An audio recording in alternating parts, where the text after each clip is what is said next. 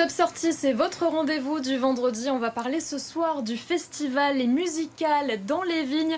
12e édition cette année avec sa présidente et fondatrice Marie-Jeanne Chauvin. Bonsoir. Bonsoir.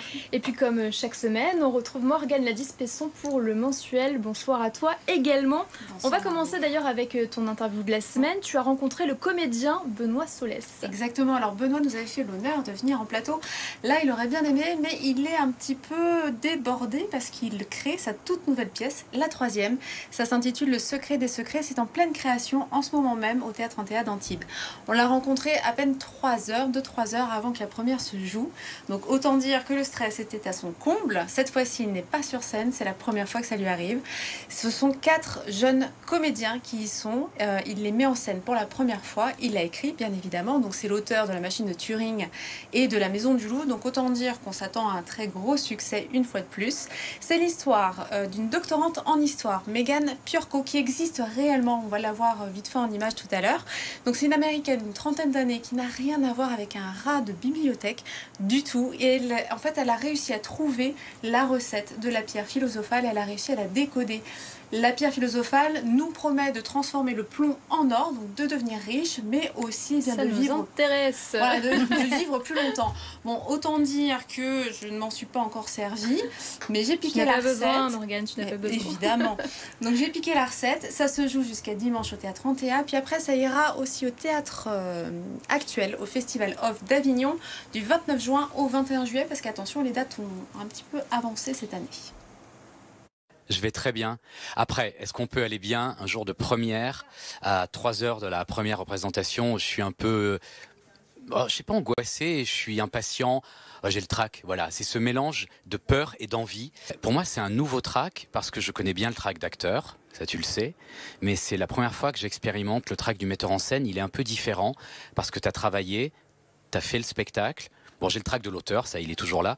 Mais le trac du metteur en scène, c'est quelque chose de particulier parce que quand ça va commencer, je pourrai plus rien faire. Quand tu es sur scène, il se passe un truc, tu réagis, tu es avec les copains, tu es actif, tu es dans le truc. Là, je vais être assis dans la salle et je vais devoir regarder. Ouh, ça peut être facile. C'est un peu comme pour l'auteur, c'est l'expérience du comédien qui a guidé. C'est-à-dire que avant d'écrire La Machine de Turing ou La Maison du Loup, j'avais jamais écrit, mais il y avait l'expérience du comédien qui guidait un peu l'auteur. Et là, c'est un peu pareil.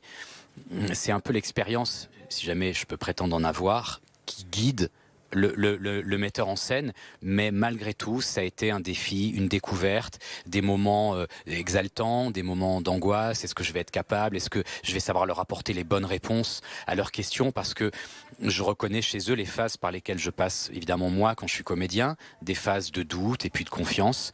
Ils les ont traversées, mais la vérité, c'est ce soir et tous les autres soirs. La personne qui m'a inspiré cette pièce, qui s'appelle Megan Piorko, que tu vas rencontrer tout à l'heure, est une américaine, une jeune américaine, chercheuse, docteur en histoire. Mais quand tu vas la voir, tu vas comprendre que ce qu'elle dégage, c'est pas un rat de bibliothèque grincheux et poussiéreux. C'est une jeune femme, pleine de vie, pleine de modernité. Et je voulais que la pièce lui ressemble. Elle vient de voir tout à l'heure les premiers extraits. Elle va découvrir la première ce soir.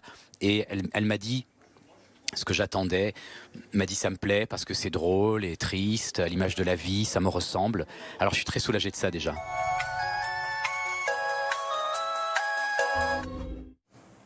Voilà pour cette petite interview de Benoît Solès, le comédien. Marie-Jeanne Chauvin, vous êtes donc la créatrice du festival Les Musicales dans les Vignes de Provence, un festival qui a déjà commencé et qui va durer jusqu'au 28 septembre. Pour ceux qui ne connaissent pas, c'est quoi le concept, l'univers de ce festival? Alors, le but du festival, c'est de faire découvrir les plus beaux domaines viticoles de Provence, avec des concerts de jazz, musique classique, musique du monde, avec bien sûr une dégustation et une soirée gastronomique aussi, on convie des food trucks sur place. On n'est pas sur du concert, on est vraiment sur une expérience à vivre. C'est ce que j'aime énormément. C'est vrai que si on n'a pas la chance de partir en vacances, si on n'a pas le temps, si on n'a pas les moyens, on vient à une soirée et honnêtement, on s'évade. Pour l'avoir fait 2-3 fois, on arrive, on est sur des transats magenta, c'est magnifique, on est au cœur des vignes et on assiste à une soirée, peut-être même à une musique qu'on ne serait pas spécialement allé voir de nous-mêmes, mais parce qu'il y a le lieu, parce qu'il y a tout ça, on découvre tout sur place. Moi, je trouve ça génial. C'est vrai, c'est un esprit vacances parce que déjà les transats, on apporte 500 transats dans le camion.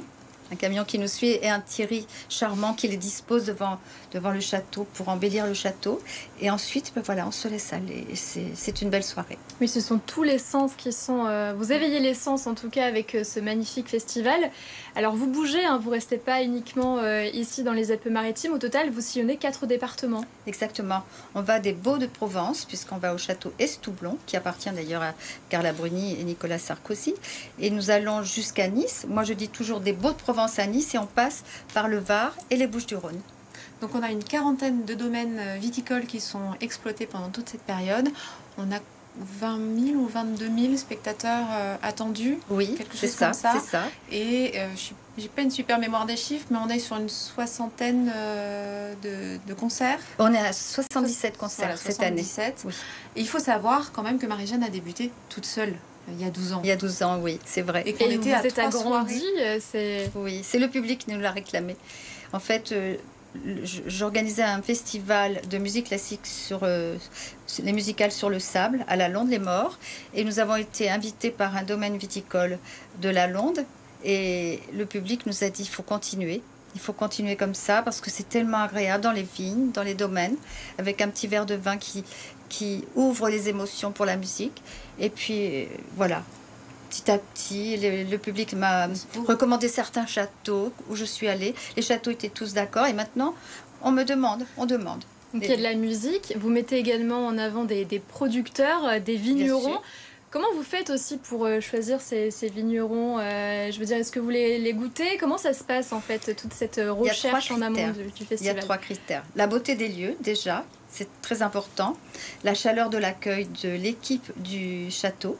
Et puis le fait que ce soit un vin bio ou en biodynamie. D'accord, ça fait partie d'un des critères, les 3 effectivement. critères. D'accord. Oui, oui. Alors, parmi les dates à venir, moi j'ai noté le 8 juin, donc c'est-à-dire demain, si je ne m'abuse, avec le Jazz New Orleans. Alors là, on sera au domaine Haute-Pommière au Luc. Voilà, c'est un domaine qui ouvre cette année et c'est l'occasion que le public le découvre. Le 20 juin, une toute autre ambiance avec de la danse indienne au château Roubine. Voilà. Ça, c'est inattendu, c'est nouveau. C'est nouveau, oui, absolument. Avec des artistes du Bengale, ça va être une soirée indienne où on va s'habiller avec des couleurs indiennes et avec un dîner indien. Ah, génial. Oui. Et le 22 juin, récital Chopin au château de Saint-Martin à Tarado, qui d'ailleurs accueillera le festival Rire en Vigne au mois de juillet. Absolument. Donc un lieu festif, magnifique. Voilà, le récital familial. Chopin, c'est avec Patrick Zygmanowski, qui est un pianiste d'origine polonaise et qui raconte aussi bien qu'il joue Chopin. Dernier petit mot, le prix de la place s'élève à combien?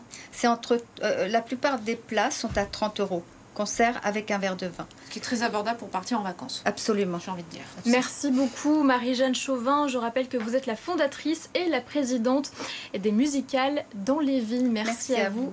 Morgane, on passe directement à ton agenda.